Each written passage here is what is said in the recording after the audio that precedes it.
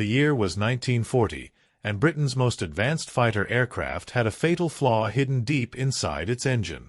During the desperate dogfights over the English Channel, RAF pilots discovered something terrifying. Their Spitfires were dying in mid-air. Not from enemy bullets or mechanical failure, but from something far more insidious. Every time a pilot pushed the stick forward into a negative G dive to pursue a German Messerschmitt, the Rolls-Royce Merlin engine would cough, sputter, and cut out completely. In those critical seconds of powerless flight, with gravity pulling them earthward and enemy fighters circling above, pilots found themselves transformed from hunters into prey. The Luftwaffe pilots knew about this weakness. They exploited it ruthlessly. German fighter tactics evolved specifically to force Spitfires into negative G maneuvers, knowing the British engines would fail. Push the stick forward aggressively, and the engine dies. It was a death sentence written into the very design of Britain's Defender. But before we dive deeper into how one engineer's brilliant solution changed everything, I need to ask you something important. We're incredibly close to hitting 7,000 subscribers on this channel, and your support means everything. If you're enjoying this story of engineering genius under pressure, please hit that subscribe button right now. And if you really want to support deep dive historical content like this, consider clicking Super Thanks below. It directly funds the research that makes these detailed stories possible. Also, drop a comment and tell me where in the world you're watching this from. Are you in Britain, home of the Spitfire? Germany? The United States? Somewhere else entirely? I love seeing our global community come together over these incredible engineering stories. Now, let's talk about what was actually happening inside those Merlin engines when pilots dove after the enemy. The Rolls-Royce Merlin was, by most measures, a masterpiece of engineering. A supercharged V12 liquid-cooled engine producing over 1,000 horsepower, it represented the pinnacle of British aircraft engine design in the late 1930s. Its power-to-weight ratio was exceptional. Its reliability in level flight was legendary. Engineers had spent years perfecting every component, every bearing, every tolerance. The Merlin had been tested extensively on ground rigs and in flight trials. It had passed every evaluation with flying colors. But there was one scenario the peacetime engineers had never fully explored: sustained negative G flight. In normal flight, gravity pulls fuel downward through the carburetor system in a predictable, controllable manner.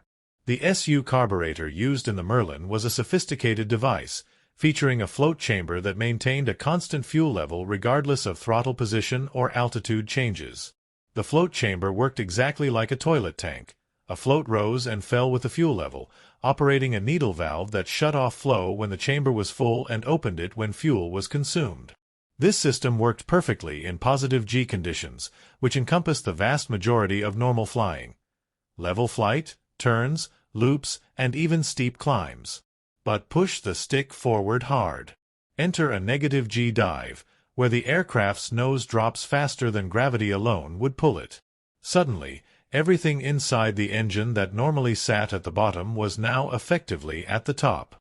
The fuel in the float chamber, no longer pressed downward by gravity and engine vibration, began to behave erratically. In negative G conditions, the fuel would surge upward and flood the chamber completely. The float mechanism, designed to regulate fuel flow in one gravitational direction, became useless. Fuel poured through the main jet in uncontrolled volumes, far exceeding what the engine could burn efficiently. The result was catastrophic mixture enrichment. The air-fuel mixture became so fuel-rich that combustion became impossible. The engine, drowning in its own fuel, would cough once or twice as the spark plugs struggled to ignite the over-rich mixture, then fall silent. The propeller would continue windmilling in the slipstream, but it provided no thrust, no power. Just drag. For the pilot, the experience was nightmarish. One moment, you're diving at full throttle, chasing an enemy fighter, your engine roaring with power. The next moment, without warning, silence. The roar becomes a whisper, then nothing but wind noise and the slow windmill of a dead propeller. Your altitude is bleeding away rapidly. The enemy you were chasing is now pulling away or, worse, reversing to attack you while you're helpless. The only solution was to level out or pull back into positive G flight, wait for gravity to drain the flooded carburetor, and hope the engine would restart before you either hit the ground or got shot down. Sometimes it worked. Sometimes pilots had enough altitude to recover. Sometimes they didn't. The problem wasn't theoretical. It was killing pilots and losing battles. RAF Fighter Command began receiving reports almost immediately after the first major engagements of the Battle of Britain. Squadron after squadron reported the same phenomenon. Pilots who had survived the experience described it with grim consistency. Push forward into a dive, engine cuts, pull back to recover, engine eventually restarts. If you survived. The Luftwaffe's Messerschmitt Bf 109 fighters didn't have this problem. Their Daimler-Benz engines used direct fuel injection instead of carburetors. Fuel injection systems delivered precisely metered fuel directly into each cylinder under pressure, completely bypassing the gravity-dependent float chamber design. German pilots could push, pull, dive, climb, and roll without any fear of engine failure due to fuel starvation or flooding. They could enter negative G flight as aggressively as they wanted, pursuing British fighters wherever they fled. This gave the Luftwaffe a tremendous tactical advantage. German fighter tactics quickly evolved to exploit this British weakness. When engaged by Spitfires or Hurricanes, German pilots would simply push into a steep dive. The pursuing British fighter would either have to break off the attack or follow and risk engine failure. Most chose to break off. Those who followed often paid the price. The strategic implications were profound. Britain was fighting for its survival. The Luftwaffe was conducting daily raids against British cities, airfields, and industrial centers. RAF Fighter Command was outnumbered and operating at the absolute limit of its capacity. Every tactical disadvantage magnified into a potential strategic disaster. If British fighters couldn't effectively pursue diving German aircraft, then British losses would mount, German bombers would operate with greater impunity, and the invasion of Britain, Operation Sea Lion, would become inevitable. Something had to be done. Urgently. The Royal Aircraft Establishment at Farnborough became the center of desperate engineering efforts to solve the carburetor flooding problem. Engineers examined the SU carburetor design in exhaustive detail. They tested modified float chamber designs. They experimented with different needle valve configurations. They tried spring-loaded systems, pressure-regulated systems, and various mechanical solutions meant to maintain proper fuel flow regardless of G-forces. Nothing worked well enough. Every solution either introduced new problems, required extensive engine modifications, proved unreliable, or couldn't be manufactured quickly enough to make a difference in the ongoing battle. Meanwhile, pilots continued dying. Aircraft continued falling from the sky, not because they were outfought, but because they were mechanically disadvantaged by their own engines. Into this desperate situation came an engineer who would change everything with one brilliantly simple idea. Beatrice Shilling was not a typical engineer for 1940.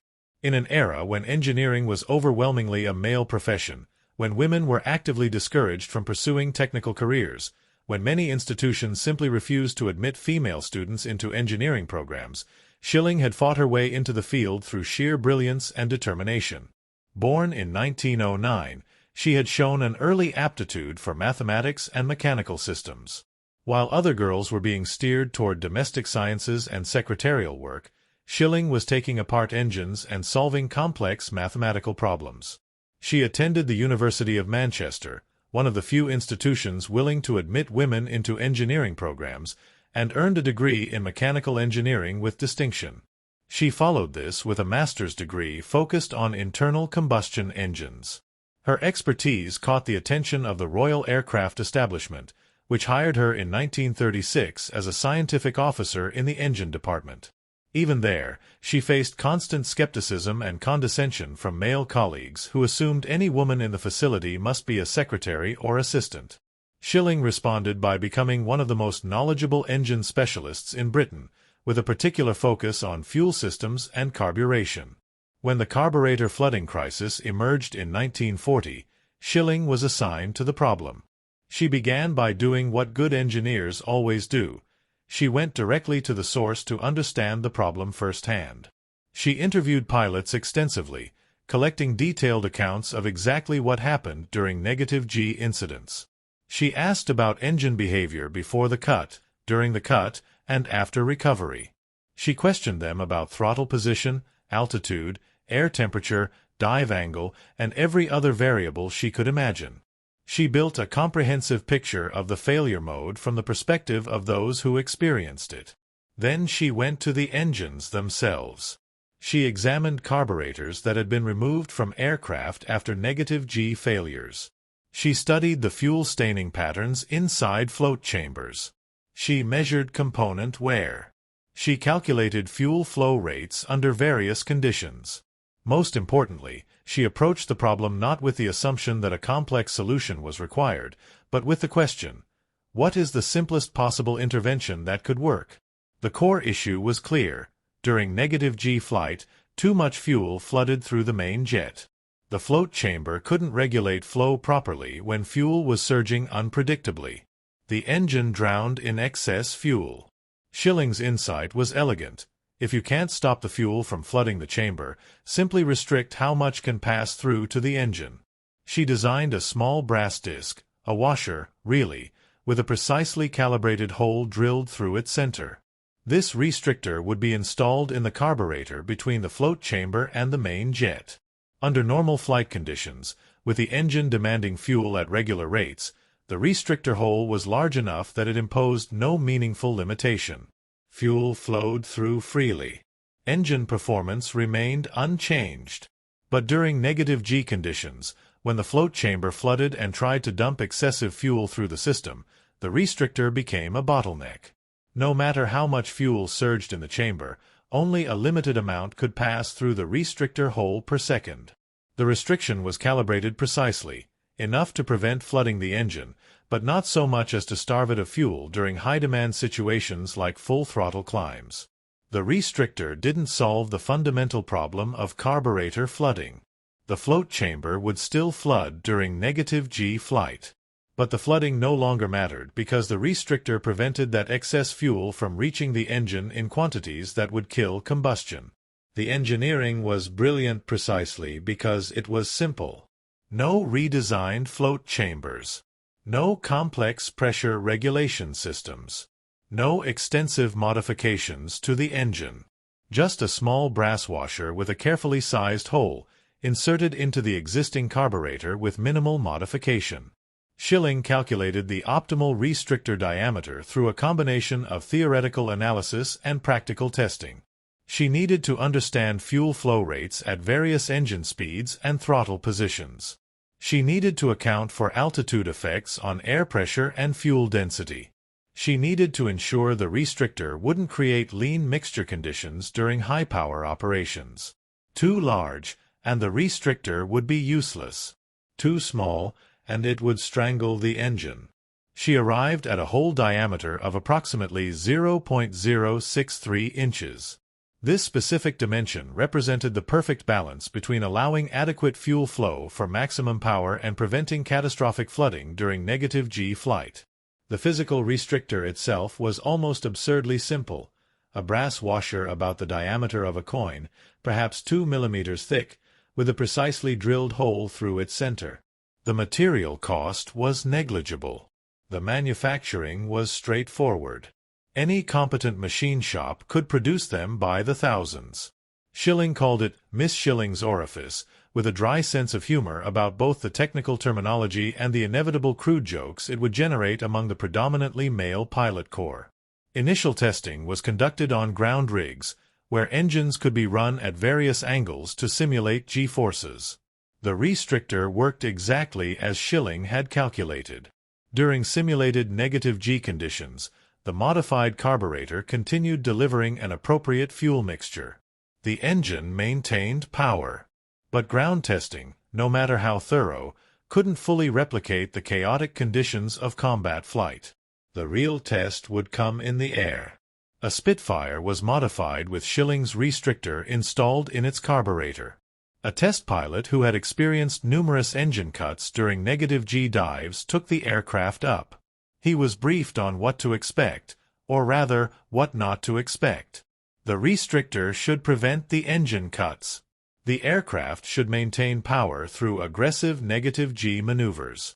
The pilot climbed to altitude, then deliberately performed the maneuver that had killed so many engines and pilots, a hard push into a -G dive. The stick went forward. The nose dropped sharply. Negative gravity pinned the pilot against his restraints. The engine continued running. The pilot pulled up, climbed again, and tried another aggressive -G pushover. Again, the engine maintained power throughout. He tried variations, different dive angles, different throttle positions, different entry speeds. Every time, the Merlin engine ran smoothly through maneuvers that previously would have caused immediate failure. The test pilot landed and reported the results with barely contained excitement. It worked perfectly. The modification cost almost nothing, could be installed in minutes, and completely eliminated the carburetor flooding problem. The Royal Aircraft Establishment immediately approved mass production and installation of Miss Shilling's orifice across the entire RAF fighter fleet. Within weeks, engineering teams were installing the restrictors in Spitfires and Hurricanes throughout Fighter Command. The installation procedure was straightforward. Remove the carburetor top cover, install the brass restrictor washer in the appropriate location, reassemble. The entire process took perhaps 20 minutes per aircraft. No special tools required. No complex adjustments needed. Pilots who had experienced repeated engine failures during combat suddenly found their aircraft responding as they should. They could dive after German fighters without fear. They could pursue aggressively, maintaining pressure on the enemy throughout maneuvers that previously would have left them helpless. The tactical implications were immediate and profound. RAF fighters could now engage Luftwaffe aircraft on equal terms. The German tactic of diving away to exploit British carburetor problems became useless. British pilots could follow, maintaining power and speed throughout. The psychological impact was equally important. Pilots who had been fighting with one hand tied behind their backs, always aware that aggressive maneuvering might kill their engines, suddenly had complete confidence in their aircraft. They flew more aggressively, pursued more determinedly, and pressed attacks they previously would have broken off.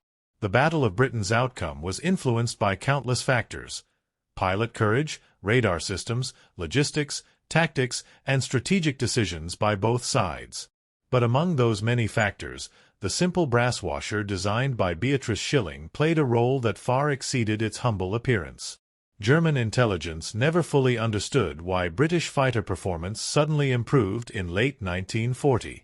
Luftwaffe pilots reported that RAF fighters were now pursuing through dives that previously would have caused them to break off. German tactical advantages that had existed earlier in the battle seemed to evaporate without clear explanation. The restrictor remained classified information throughout the war. British authorities had no interest in explaining to the Germans that a critical British vulnerability had been solved with a 5-cent piece of brass. Let them wonder why their tactical advantages had disappeared. Miss Shilling's orifice remained in service throughout the war as a stopgap solution. Eventually, more sophisticated constant-speed drive fuel injection systems were developed and installed in later marks of the Merlin engine, eliminating the carburetor flooding problem entirely through better technology. But those advanced systems took years to develop, test, and deploy. Shilling's restrictor was implemented in weeks and served effectively until proper fuel injection could replace it. The engineering community recognized the elegance of Shilling's solution. Here was a problem that seemed to require extensive redesign, complex mechanisms, and months or years of development work. Instead, it was solved with a simple brass washer designed by an engineer who understood that the best solution isn't always the most sophisticated one. Shilling continued her engineering career throughout and after the war. She worked on jet engine development, specializing in fuel systems for the new generation of gas turbine engines. She became one of Britain's leading experts on engine combustion processes. She rode motorcycles at high speeds, a passion she maintained throughout her life, and competed in trials events. She earned recognition for her contributions to aviation engineering, though full public acknowledgement of her role in solving the carburetor crisis came only decades later when wartime records were declassified. The story of Miss Shilling's orifice became legendary among engineers as an example of elegant problem-solving under pressure. Engineering students studied it as a case study in how simplicity can triumph over complexity when applied with deep understanding of first principles. The brass restrictor itself became an artifact of engineering history. Examples were preserved in museums, displayed alongside Merlin engines and Spitfire aircraft as a reminder that sometimes the smallest component makes the biggest difference. The fundamental lesson transcended aviation and warfare. In any complex system, sometimes the most effective intervention isn't a wholesale redesign, but rather a carefully considered constraint applied at exactly the right point. Complexity isn't always the answer. Sometimes a simple brass washer with a calibrated hole can change the course of history. The pilots who flew through the Battle of Britain with Miss Shilling's orifice installed in their carburetors probably never saw the actual component. It was hidden inside their engines, doing its job invisibly. They simply knew that their Spitfires suddenly worked the way they always should have, that they could fly aggressively without fear of engine failure, that they could pursue the enemy wherever the fight led them. That was exactly as it should be. Good engineering disappears into the background, enabling performance without calling attention to itself. A 5-cent brass washer, designed by a brilliant engineer working under desperate wartime pressure, solved a problem that threatened Britain's survival. It enabled pilots to fight effectively. It contributed to the successful defense of Britain against the Luftwaffe. And it demonstrated that sometimes genius lies not in complexity but in knowing exactly where to apply simplicity. The hole that defeated the Luftwaffe wasn't a vulnerability in German defenses or a gap in their tactics. It was a precisely calibrated opening through a brass washer, designed by an engineer named Beatrice Shilling, who understood that the right constraint, applied at the right place, can transform a critical weakness into a strength. If this story of wartime engineering brilliance fascinated you, then you absolutely need to subscribe to this channel right now. We're so close to 7,000 subscribers, and every single one of you makes this possible. Hit that subscribe button, ring the notification bell, and if you want to directly support the extensive research that goes into these deep dive historical videos, click the Super Thanks button below. Your support literally funds the next story. I want to hear from you. Where in the world are you watching this from? Drop a comment with your location and tell me what engineering story you want to hear next. Are you interested in more aviation history, naval engineering, space exploration, military technology? The comment section is where this community comes together, and I read every single one. Thank you for watching. Thank you for your support, and I'll see you in the next story of how brilliant engineering changed history in ways most people never knew about.